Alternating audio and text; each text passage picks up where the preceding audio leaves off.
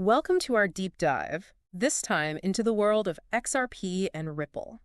Now, I know some of our listeners are super keen to cut through all the hype and really understand what's going on here. With XRP, so we're going to do just that. We'll unpack how XRP actually works. Its potential impact on the future of finance. And, yeah, we got to address some of those controversies swirling around it. Whether you're already familiar with crypto or just starting to explore, This deep dive, I think, will give you a really solid understanding of, well, XRP's kind of unique position in the crypto space one of the first things I noticed prepping for this, and it really stuck out to me. was the absolute confusion around what XRP even is. I mean, some articles call it a cryptocurrency, others a payment system. And some even say it's not a cryptocurrency at all. Right. I don't know. Did you run into this debate at all in the materials you shared? I did, yeah.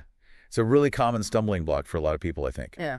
To clear the air a bit, I think it's helpful to distinguish between XRP, the actual digital asset, Yep. and then Ripple, the company behind all of it. Right. And we can't forget RippleNet. Which is their network for making all these financial transactions happen. Okay, so how do we understand XRP in, I don't know, simpler terms? Okay, so imagine you're trying to trade something valuable. Like, let's say, rare stamps with someone from another country. Okay. You probably need some kind of common currency that you both agree on to make that exchange work smoothly. Right. That's basically what XRP is aiming to do, but in the world of like cross-border payments. It acts as this bridge currency, you could say, allowing banks and financial institutions to move money really quickly and cheaply between different currencies, dollars, euros, yen, you name it. So it's like a universal translator, but for different currencies. Yeah, you could put it that way. That's a clever way to think about it. It streamlines what's normally a really complex process. Usually it involves multiple intermediaries, can take days, Oh, tell me about it. and often comes with some hefty fees. Yeah, for sure. And speaking of different, this reminds me of something I found pretty interesting in the research. Unlike Bitcoin, where you've got new coins constantly being mined. XRP's total supply, well, it was created all at once, right? That's right, yeah. All 100 billion XRP, they already exist. So how does this pre-mined nature, how does that impact its value? And how investors approach it. Does it make it more stable, less stable? That's a really important question. And it gets to the heart of what makes XRP different. With Bitcoin, that limited but still growing supply feeds into its perceived scarcity. That can drive up demand, prices go crazy. Yeah. XRP with its fixed supply, that creates a whole different dynamic. Yeah. It's not about new XRP being created. But rather how those existing XRP are being used and traded on the Ripple network. So it's almost like, is it fair to say it's like the difference between like A precious metal like gold, finite supply. versus something like oil, where Right. production, availability, all that can fluctuate? That's a good analogy. It shows how the rules of the game change depending on, the fundamental nature of the asset. Understanding that difference is super important, especially if you're even thinking about long-term investing. Right. And speaking of how XRP even came to be, I found it fascinating to learn that. It wasn't initially designed as like a mainstream cryptocurrency like Bitcoin. It was really intended as a more efficient way for banks to handle these international payments. Yeah, it's a unique origin story for sure. Yeah. It all started back in 2011. A group of engineers captivated by Bitcoin's potential, but, and I think this is important, also aware of some of the limitations, Particularly those slow transaction speeds and high fees that we were just talking about. which are real pain points for anyone who's tried sending money internationally. Ugh, the worst. Exactly. So they set out to create a system that improved on those aspects, and they were laser focused on these cross-border payments. That's how Ripple and the XRP ledger were born. And it really seemed like their vision started gaining traction pretty quickly. I mean, partnering with major financial institutions like Santander and American Express early on, not an easy feat.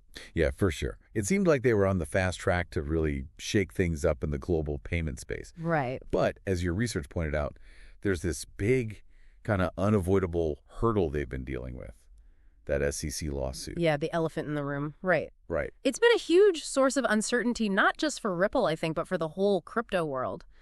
So to really grasp how big this is, I think we need to dig into what the SEC is actually claiming. Okay. They're alleging that Ripple violated U.S. securities law by selling XRP to investors without registering it as a security. And this is where that distinction we made earlier between XRP and something like Bitcoin becomes super important. Yeah. For a lot of people, the appeal of cryptocurrencies is how separate they are from like traditional financial systems and regulations. Exactly. And that's essentially Ripple's argument, right? Exactly, yeah. They're saying, hey, XRP is a currency, a utility token used for, facilitating these transactions. It shouldn't be subject to the same rules as, like, company stocks. Right. So it really comes down to this fundamental question.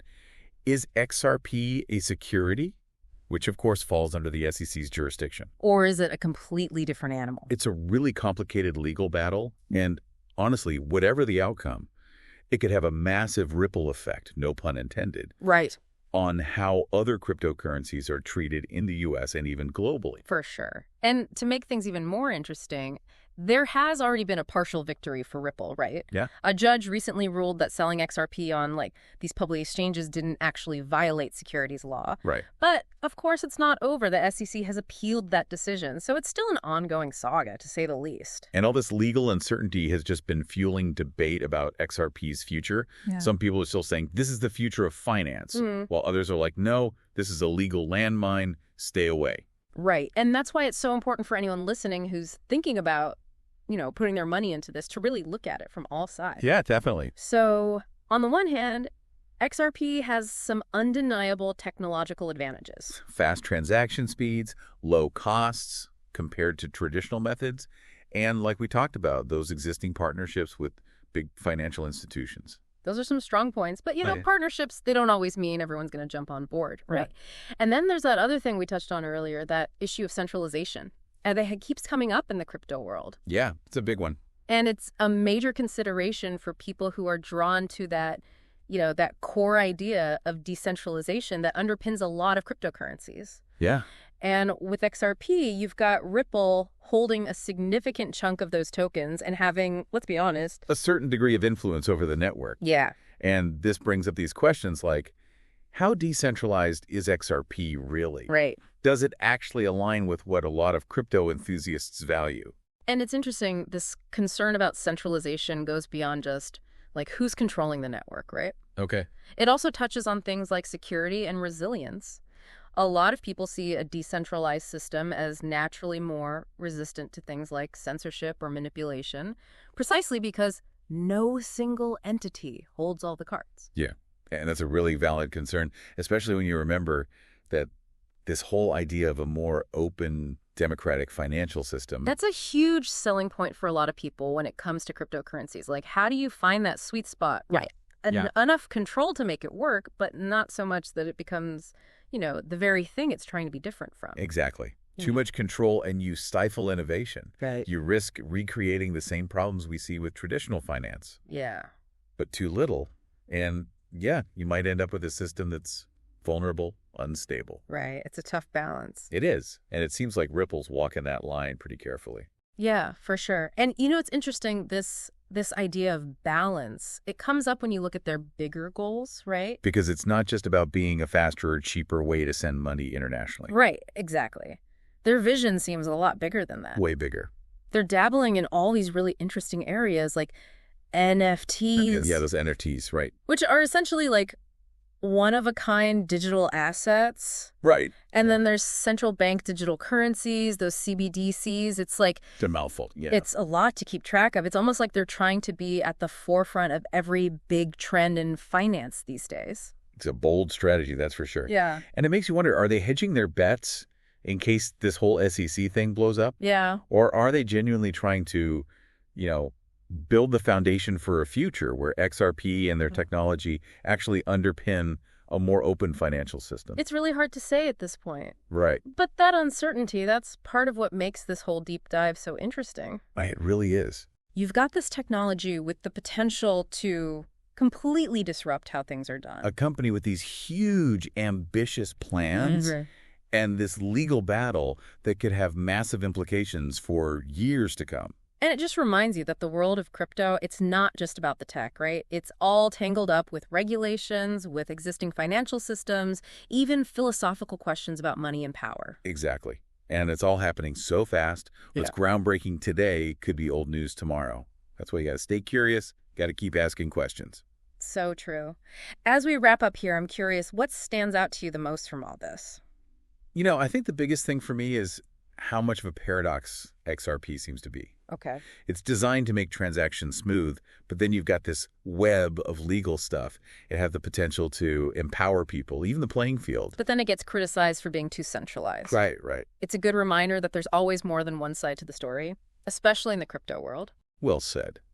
And to everyone listening, thanks for joining us for this deep dive into XRP and Ripple. We hope this has given you a better sense of what it is, the ups, the downs, the whole 9 yards. Just remember, keep exploring, keep those questions coming, and until next time, happy diving.